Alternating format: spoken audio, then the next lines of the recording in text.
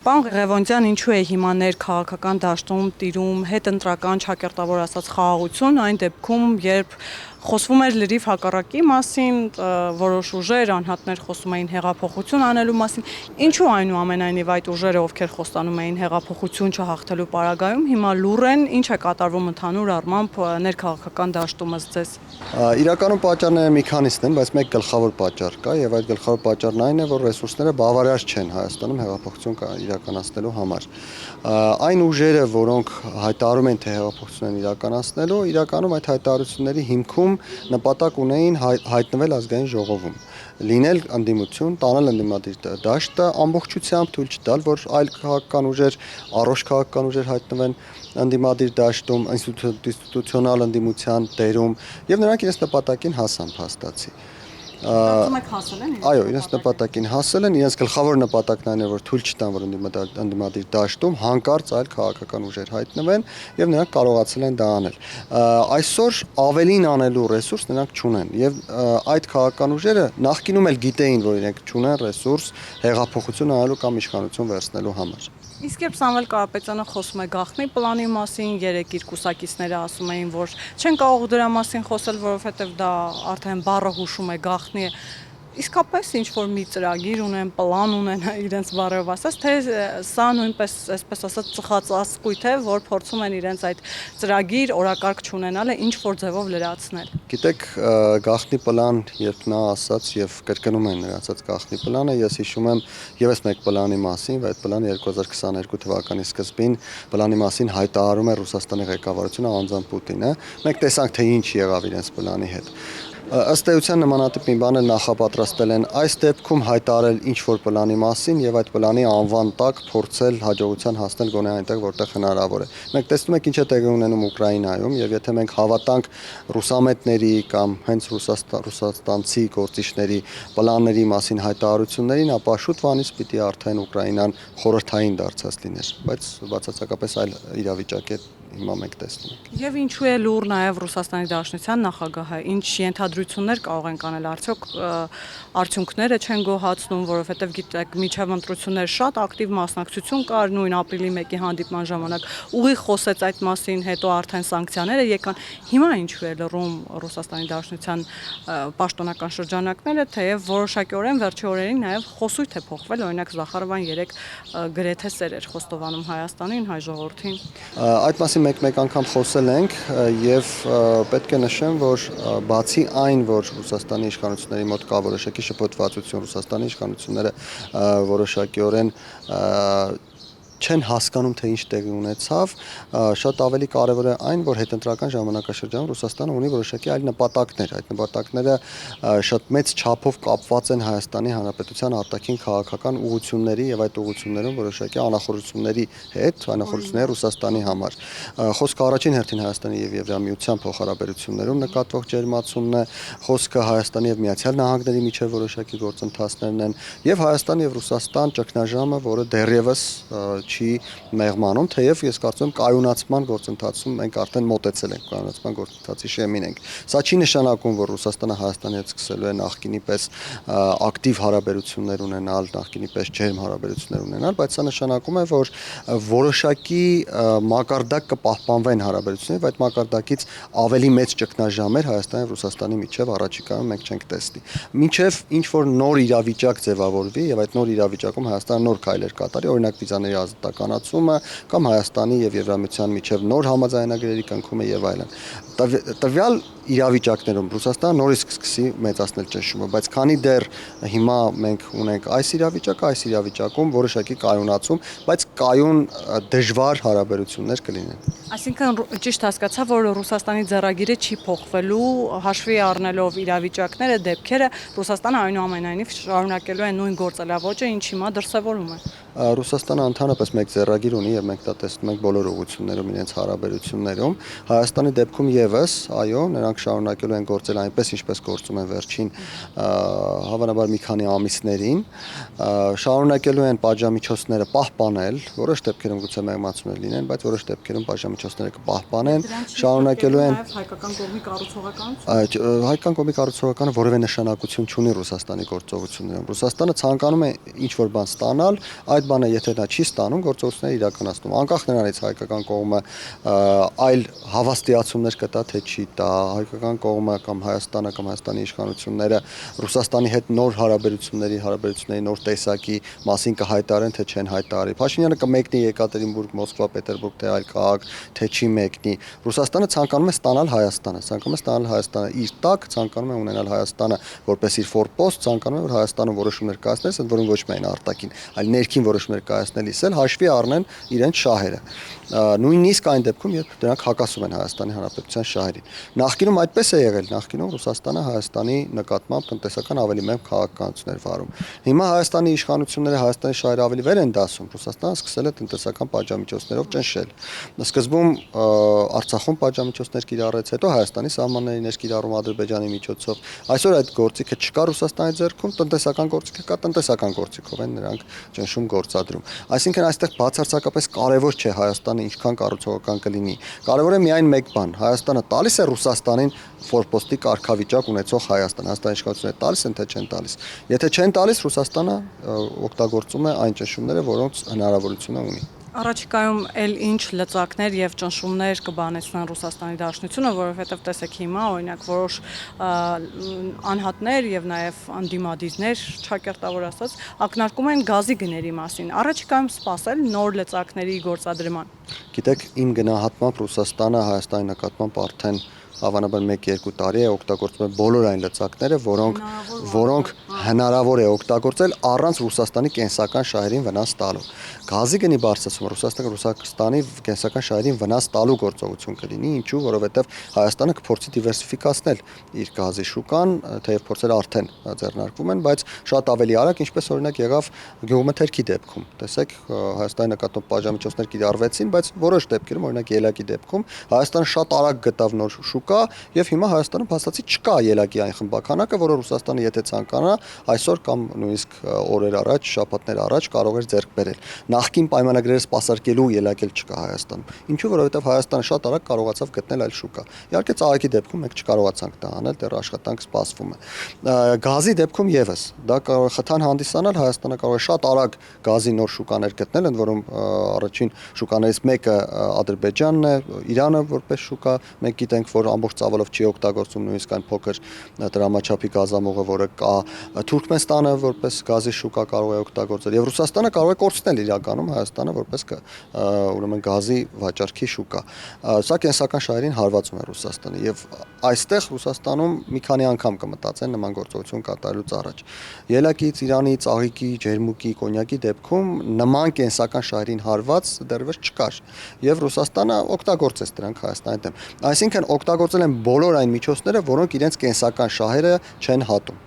Իսկ ո՞րն է այս պահին Ռուսաստանի Դաշնության գերխնդիրը, թիրախը, եթե կուզեք, որովհետև տեսեք, Ռուսաստանի Դաշնությունը պարբերաբար խոսում է այն մասին, որ իրենց մտահոգում է Հայաստանի դեպի Եվրամիություն վերցրած կուրսը, այդ ճանապարհը, որով գնում է, բայց այս փուլում իսկապես գլխավոր մտահոգությունը դա է, թե օրինակ ջերմացող հայ-թուրքական հարաբերությունները, հայ-ադրբեջանական կարգավորումը եւ թրիփ գործընթացը, որի մասին Գալուզինը խոսում էր, որ թրիփը կարող է միայն շահել այն պայմաններում, եթե Ռուսաստանը այդտեղ ներկայություն ունի։ Այս պարագայում եւ այս իրավիճակում գլխավոր գերխնդիրը Ռուսաստանի համար ո՞րն է։ Կասեցնել թրիփը, կասեցնել հայ-ադրբեջանական կարգավորումը, հայ-թուրքական կարգավորումը։ Գիտեք, չկա Ռուսաստանի եւ Հայաստանի հարաբերություններում մեկ կոնկրետ իրավիճակ, մեկ կոնկրետ ծրագիր կամ մեկ կոնկրետ որոշում, որը կայացվել է Երևանում, որը համարենք Ռուսաստանի համար գերխնդիր, մյուսները ոչ գերխնդիր։ Այդպես չէ։ Ռուսաստանին անհրաժեշտ է տոտալ վերահսկողություն Հայաստանի արտաքին քաղաքականության նկատմամբ։ Այսինքն բոլոր այն որոշումները, որոնք կայացվում են Երևանում, դրա հետ հաշտ չէ Կրեմլը առնվազն։ Գիտեք, ոչ թե որոշումների հետ հաշտ չէ, հաշտ չէ նրա հետ, որ այդ որոշումները կայացվում են Երևանում։ Կրեմլին պետք է մեկ բան, որ այդ որոշումները կայացվեն Մոսկվայում։ Ինչպես օրինակ Սերժ Սարգսյանը թռավ Մոսկվա 2008 թվականին եւ այնտեղից հրավիրեց Գյուլին Երևան ֆուտբոլ նայելու։ Այսինքն Կրեմլը ցանկանում է, որ նորից Հայաստանի ղեկավարները, եթե ցանկանում են շփվել Թուրքիայի հետ, շփվել Եվրամիության հետ, շփվել ցանկացած այլ երկրի հետ, թռնեն Մոսկվա եւ այնտեղից այդ հարցերը լուծեն կամ Մոսկվայի համաձայնությունը ունենան վատագույն դեպքում։ Այսինքն այստեղ խնդիրը այն չէ, որ Հայաստանի Եվրամիության հետ ինտեգրման քաղաքականություն է վարում։ Խնդիրն այն է, որ այդ որոշումը Մոսկվայում չի կայացվել, այդ որոշումը կայացվել է Երևանում։ Եվ տեսեք երբ դուք հարցնում եք թե որն է գերխնդիրը թրիպը թե եվրոինտեգրումը թե մյուսը որևէ մեկը դրանցից խնդիր չէ խնդիրն այն է որ այդ որոշումները Մոսկվայի հետ չի համաձայնեցվել եթե Երևանում փոխվի քաղաքականությունը, եթե տրամաբանությունը փոխվի եւ Երևանը սկսի զանգահարել Մոսկվայով հարցնել թրիպի համաձայնագիր կնքենք թե չկնքենք, Եվրամիության հետ նոր համաձայնագիր կնքենք թե չկնքենք, շատ հնարավոր է Մոսկվան համաձայնությունը տա, իհարկե իր վերապահումներով, իր շահերը հաշվի առնելով եւ այլն, բայց քանի դեռ այդ զանգը չկա, քանի դեռ այդ թռիչքը չկա Մոսկվայով, համաձայնությունը չկա, Մոսկվան հաշ չի լինելու Հայաստանի ցանկացած քայլի հետ։ Իսկ հաշ չլինել նշանակում է նաեւ որ իր հնարավորությունների չափով էլի խոչընդոտելու է այդ գործընթացները, օրինակ թրիպը։ Բնականաբար Մոսկվան անելու է ամեն ինչ, որ Հայաստանը չկարողանա իրականություն դարձնել բոլոր այն ծրագրերը, որոնց վերաբերյալ որոշումը կայացվել է Երևանում։ Նույնիսկ ես ասեմ, նույնիսկ այն դեպքերում, երբ դրանք ուղղակիորեն Ռուսաստանի հետ չեն առնչվում կամ կարող են նույնիսկ բխել Ռուսաստանի շահերից, բայց եթե որոշումը կայացվել է Երևանում առանց Մոսկվայի հետ համաձայնեցման, դա մարտահրավեր է, դա խնդիր է, դա այնպիսի մի բան է, որը Մոսկվայում չեն հասկանում չեն պատկերացնում, չեն ցանկանում։ Իրենք գտնում են, որ Երևանը որոշումներ կայացնես, պետք է զանգի Մոսկվա։ Ընդ որում ես եւս մեկ անգամ ցանկանում նշել, այդ որոշումները ոչ միայն արտաքին քաղաքական են, դրանք վերաբերում են նաեւ ներքին քաղաքական որոշումներին։ Հայաստանի Հանրապետությունում տարիներ շարունակ անկեղծորեն եկեք լինենք եւ այդ տեղեկությունները վաղուց կան մարդիկ գիտեն, տարիներ շարունակ նախարար նշանակելիս, վարչապետ նշանակելիս, երբ նախագահական պետություն էր, Մոսկվայի համաձայնությունը անհրաժեշտ է եղել։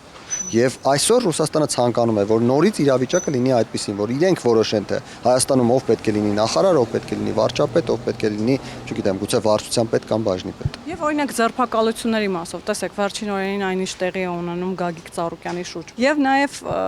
անգամ Ռուսաստանի Մեդվեդևը հայտարարում է, որ սա ուղիղ ուղղորդված քաղաքական հայացքների համար, չգիտեմ, բռնաճնշումներ են, քաղաքական հետապնդումներ են, բոլոր այն ուժերը, ովքեր ուզում են Ռուսաստանի հետ ունենալ բարիդրացիական հարաբերություններ, Հայաստանի իշխանությունները նրանց չեզոքացնելու են։ Նույնը ասում է ընդդիմությունը, նկատի ունեմ արդեն խորհրդարան անցած ընդդիմադիր երկու ուժերը, որ սա իրենց ճնշելու միջոց է։ Հիմա ինչ է կատարվում իրականում, ինչու այս ամենը սկսվեց հենց Գագիկ Ծառուկյանից, կհիշեք նախընտրական շրջանում վարչապետը այդ մասին խոսել էր իդեպ, որոշները նաև մեղադրում են, որ իրավապահ համակարգին ուղղորդել է, բայց հասկանանք ինչ է կատարվում հիմա եւ օրինակ Մեդվեդևի մակարդակում ինչու են այդքան անհանգստացած Գագիկ Ծառուկյանի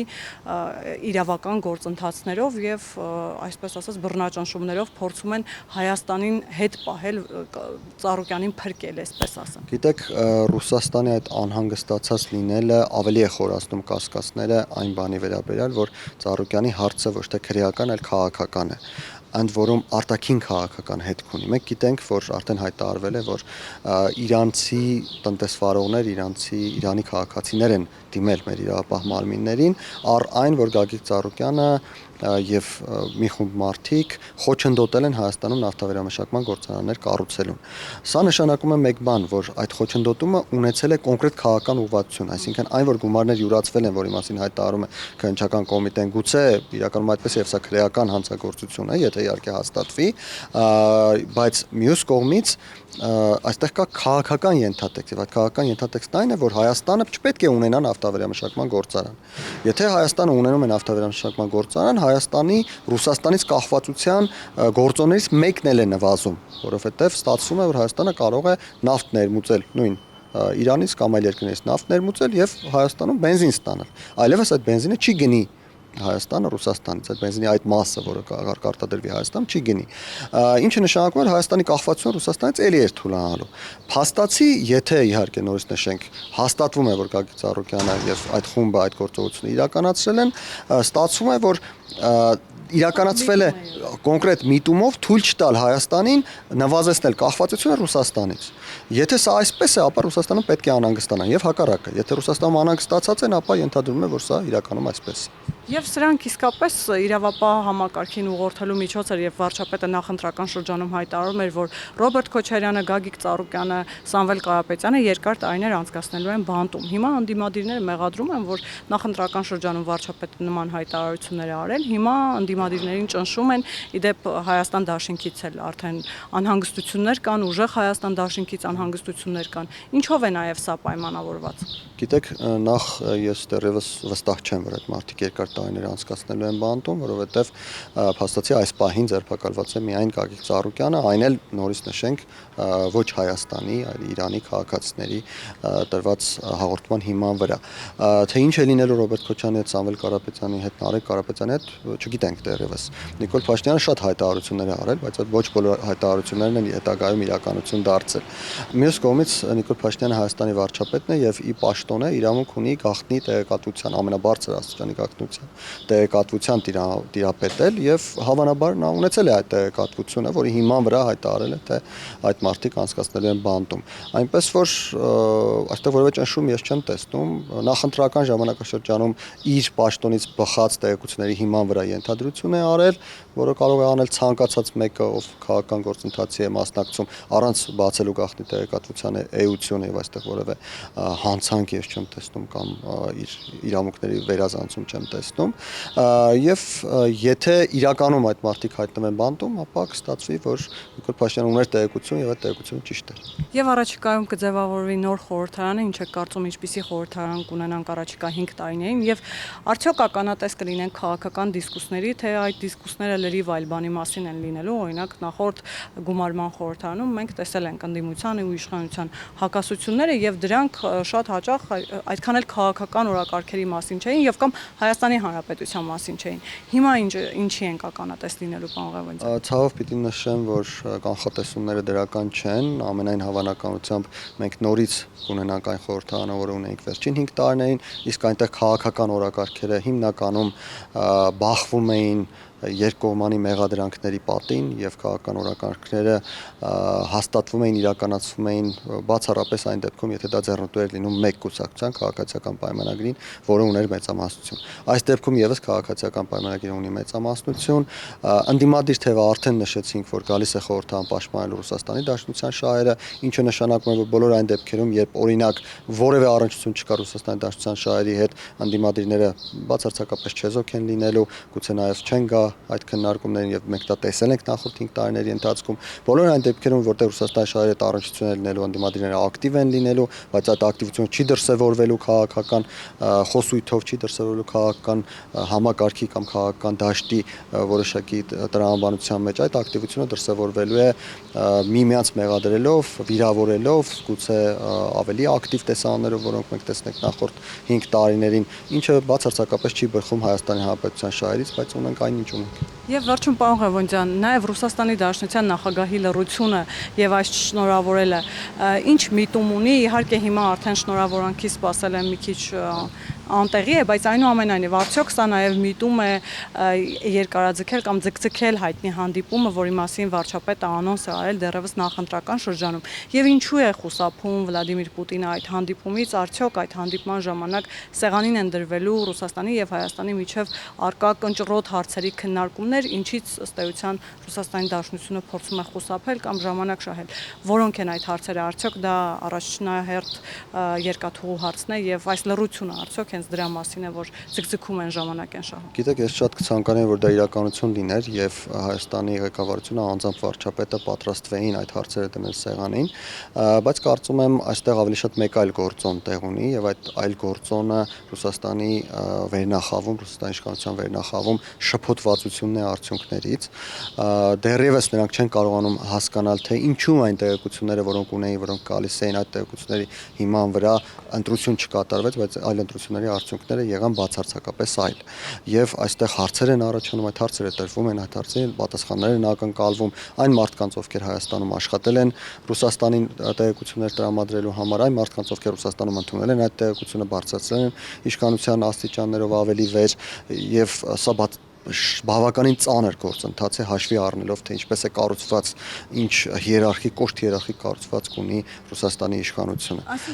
Եվ երբ այս շփոթվածությունը, երբ այս անհասկացվածությունը, երբ այս միմյանց մեղադրելը, որովհետև այդ մեղադրանքները նաև այդ աստիճաններում կան, վերևից ներքև են մեղադրում, ներքևից ավելի ներքև են մեղադրում, երբ սա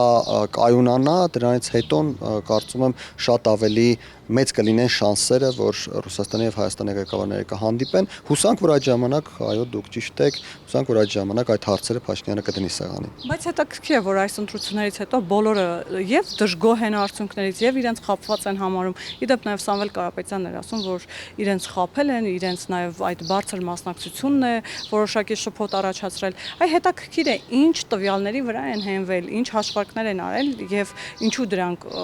չեն իրականացել, ինչ հաշվարկներ են, ինչու է այդ շփոթը, այսինքն 1 ամիս է անցել ընտրություններից, բայց դեռ չեն կարողանում մարսել, հաշտվել այս իրականության հետ։ Այդքան տարբեր է եղել իրենց ստացած ինֆորմացիան։ Ձեր կանխավարկածն այն է, որ նրանք ինչ-որ հաշվարկներ են արել եւ այդ հաշվարկների արդյունքներով ցույց են տվել, թե պետք է նրանք հաղթեին։ Իրականությունը բոլորովին այլ է, իրականում հաշվարկները ցույց են տվել այն, ինչ արդյունքում ստացվել է, ընդ որում դրա մասին բազմաթիվ անգամներ թե ես, թե այլ գործընկեր փորձագետներ հայտարարել ենք, այդ թվում ձեր ուրեմն լրատվականի հետ հարցազրույցներում խոսել ենք, այդ հաշվարկները կատարվում էին, արդյունքները ներկայացվում էին եւ այդ արդյունքները ես վստահ եմ, որ հասու են եղել նույն Սամվել Կարապետյանին, Ռոբերտ Քոչարյանին եւ այլ ներկայացուցիչների։ Հարցն այն է, խնդիրն այն է, որ նրանք հետագայում արդեն երբ տվել են այդ տեղեկությունը դեպի Ռուսաստան, այդ տեղեկությունը տվել են աղճատված, փոխված։ Ինչու՞, որովհետեւ եթե նրանք հայտարարեին այն, ինչ ասում ենք մենք, որ արդյունքները լինելու են այնպեսին, ինչպեսին եղել են, նրանք չէին ստանա ռեսուրսներ, չէին ստանա աջակցություն, չէին ստանա ֆինանսական միջոցներ, այսինքն նրանց ընդդիմության տեղերը վերցնելու համար նման կարգի, նման ծավալի աջակցություն չէր հասնի։ Ինչ էր պետք, որ այս ծավալի աջակցություն ստանային։ Պետք էր, որ Կրեմլում եւ Ռուսաստանի այլ շրջանակներում համոզված լինեին, որ հնարավորություն կա հաղթելու, հնարավորություն կա իշխանություն վերցնելու։ Նրանք այդ համոզվածությունը ուղարկել են Ռուսաստան։ Այլ է հարցը, թե Ռուսաստանում որ աստիճան է մինչեւ այդ կեղծիքը հասել, որ աստիճանում են հասկացել, որ դա կեղծիք է, որ աստիճանում են եղել, ինչպես ժողովուրդն ասում ներողության բառի համար, փայ մտել հայաստանցիների հետ եւ այն ռեսուրսները, որոնք տրամադրվել են, դրանցից մի մասն էլ իրենք ստացել։ Մենք շատ լավ գիտենք, որ Ռուսաստանում չկա ֆինանսական հոսք, որի մեջ մարդիկ որոշակի մասեր չունենան։ Սրանք բացարձակապես այլ հարցեր են, թե մինչև որտեղ է եղել այդ գողությունը, այսպես ասենք, կեղծիքը, իրար խաբելը եւ այլն։ Գուցե Ռուսաստանում էլ եղել են շրջանակներ, ովքեր շատ լավ իմացել են այն, ինչ գիտեն Սամվել Կարապետյանն ու Ռոբերտ Քոչարյանը, այդ շրջանակները հավանաբար այդ միջոցներով կիսվել են Սամվել Կարապետյանի եւ Ռոբերտ Քոչարյանի հետ եւ այլն։ Բայց ակնհայտ է, որ Կրեմլի վերնախավին եւ անձամբ Պուտինին հասած ինֆորմացիան արդեն եղել է կեղծված եւ չի համապատասխանել իրականությանը։ Եվ մեկ բան էլ օրեր Սամվել Կարապետյանը հայտարարեց, որ իր անձնագրում այդ ՖՍԲ նշումը դա Նիկոլ Փաշինյանի եւ Ռուսաստանի Դաշնության հատուկ ծառայությունների եւ կամ վերևների հետ իր բառերով ասած աշխատանքի արդյունքն է։ Հիմա ստացվում է Սամվել Կարապետյանը Նիկոլ Փաշինյանին եւ Ռուսաստանի Դաշնությանը մեղադրում է իր դեմ գործելու մեջ։ Տրամաբանությունը ես չեմ հասկացել, միգուցե դուք կարողանաք մանրամասնել։ Գիտեք, նախ հատկանշական է, որ Սամվել Կարապետյանի համար Ռուսաստանը Հայաստանի վերևներն է, դա պետք է անպայման նկատել եւ հաշվի առնել այդ մարդու պատկերացումը, աշխարհայացքը եւ այլն, եւ սրանով էլ կարելի է բացատրել այն այսպես ասենք այն միջոցը, որով նա փորձում է արդարացնել ինքն իրեն։ Նա հասկանում է այդքան, ներկայացնում է այդքան, կարծելով թե մենք էլ ենք այդքան հասկանում։ Ավելին ասելու չկա։